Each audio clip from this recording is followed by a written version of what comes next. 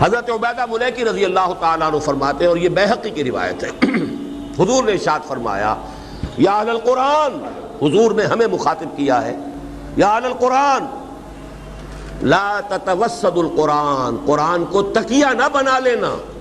تکیہ پیٹھ کے پیچھے ہوتا ہے، یعنی اس کو پیٹھوں کے پیچھے نہ پھینک دینا، اور تکیے پر انسان سہارا لیتا ہے، اسے صرف اپنا ذہنی سہارا نہ بنا لینا، ہمارے پاس بڑی شے ہے بس۔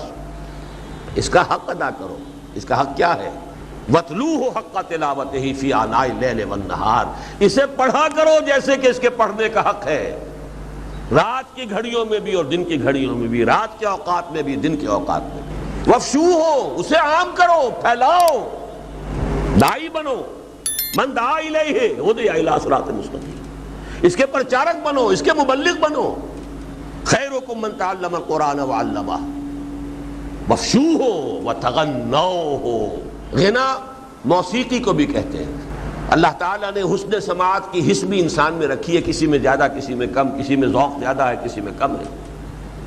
قرآن میں ملکوتی غنا موجود ہے، ڈیوائن میوزک ہے اللہ کا اس قرآن کے اندر۔ اس سے اپنی اس حسن سماعت کی طلب جو ہے اس کو پورا کرو۔ اور نمبر 2 غنا کہتے ہیں غنی انسان، دولت مند انسان جسے کوئی احتیاج نہ ہو۔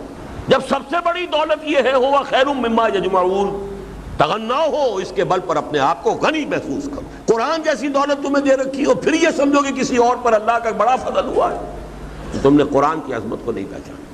وَتَدَبَّرُوا فِيهِ لَعَلَّكُمْ تُفْلِحُونَ، اور اس پر تدبر کرو، اس کی گہرائی میں غور و فکر کرو۔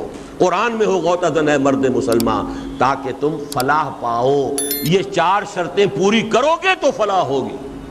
مسجد خضرہ سمن آباد میں 2 جمعوں میں تقریر کی تھی اسی موضوع پر، مسلمانوں پر قرآن مجید کے حقوق، گویا کہ اسی حدیث کی شرح ہے جس پر وہ کتابچہ مشتمل ہے۔ یہ کتابچہ جو ہے ہماری اس دعوت کا، ہماری اس پوری تحریک کا، یوں سمجھیے کہ سٹارٹنگ پوائنٹ ہے، جس کے بعد جو بھی یہ قرآن اکیڈمی وجود میں آئی تو، اور قرآن کالج بنا، یہ سب کے سب در حقیقت سمجھیے کہ 2 چھوٹے چھوٹے کتابچے ہیں، وہاں سے ہماری یہ تحریک شروع ہوئی۔